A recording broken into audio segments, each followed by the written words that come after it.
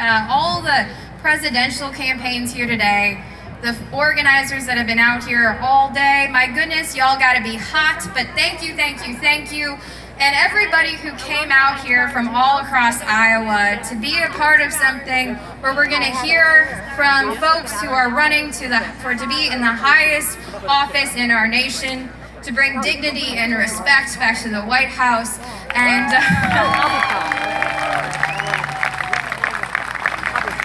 and it just means so much to have you all here today. And a very special shout out to from folks in the 1st Congressional District. You have no idea what an honor it is to get to represent you in Congress every single day. And you make my job easier by showing up to so many things we've been having throughout this district, whether it's our town halls, whether it's our conversations with your congresswoman we've been doing in libraries and small towns across the district, where we'll literally sit there and have kitchen table-like conversations about issues that matter to Iowans. And guess what? What we found out across this district is we may not always agree on everything, but we show up and we have respect for each other, and that's the way that democracy should work.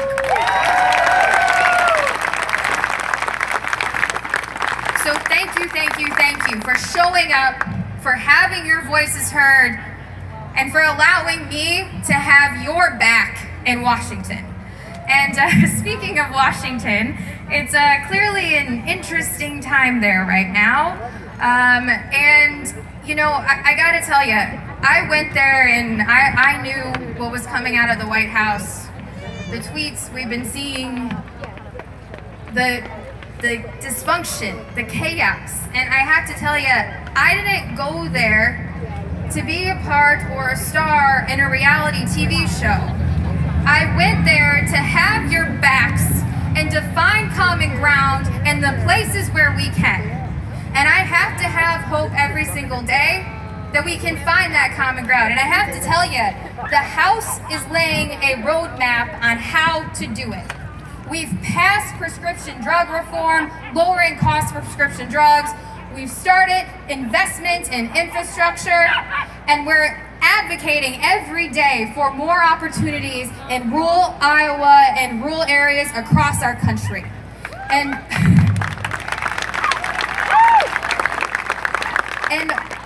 although I went there to get the job done, to find common ground when we can, I also went there to stand up to the policies that hurt us. And I have to tell you, after 4 years in the State House and the minority in the State House, I have a lot of practice of standing up to the policies that hurt us. And whether it's the trade war that this president started on Twitter that continues to hurt our state, where we've had mothers come testify in front of my subcommittee talking about their 3 sons that she's telling them not to go into farming, whether it's the farmer that sat in my office telling me that he's dipping into his 401k to try to make it, or whether it's my own sister and brother-in-law who are corn and soybean farmers who have a 2-year-old and just had a little guy, he's 3 weeks old, I believe, actually today, who are sitting there right now with a bin full of beans that are worth $50K less than they were 6 years ago when they took over the farm. These are the stories that we are making sure the administration is hearing loud and clear. These are the policies that aren't working for Iowans, and I will continue to stand up and have your back every chance that I get. And I'll also tell you, through all of, yes, the chaos and dysfunction we are seeing out of that White House, there are ways we can be hopeful. And this week, we found some. I'll tell you, the last vote I took this week, before getting on a plane to come back to Iowa, was a bill that was the 9/11 Victims Compensation Fund. It's one that should have been done years ago. And it's one that got done because we helped flip seats like this blue and made sure that our heroes would not be ignored in Washington any longer. So thank you, thank you, thank you. And I will tell you, when I took that vote, very similar to some of the votes I took in that State House, I looked up into the gallery of folks that cared so much about that passage, and I saw our heroes. Our firefighters who were on the ground in 9/11. And they reminded me of my grandfather, who some of you have heard about, but I think, especially in the times we are in right now, worth reminding everyone about again today. You see, he was a firefighter, and he was the guy that taught me all about public service and what it's supposed to mean. And to me, our firefighters are some of the best examples of what public service should mean. You see, when he would get a phone call to run into a burning building, he didn't call back and ask, what color's your skin? How much money do you make? Who do you love? What country were you born in? Where are you from? How old are you? He didn't ask any of those questions.